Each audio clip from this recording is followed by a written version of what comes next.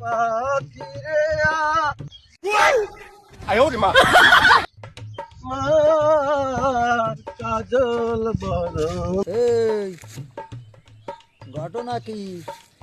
এদিকে সাইয়ে শুয়ে গান গাইয়ে আটিয়ে চলে যাচ্ছিস, আমার পরিচয় জানিস?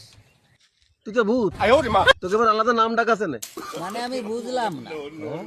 তা ভূত তুই একটু ভয় টয় ভাবি নে? এ কোন সমাজে এসে পড়লাম? গাছে বসে রয়েছি, ফেস দেখতে পাচ্ছিস, তোর তো কোনো ভয় ডর দেখি না। হ্যাঁ, ভূতের আবার ভয় কি পাবো? কানের নিচে আর মার বাইনে একদম ভূতগিরি ভরে যাবে।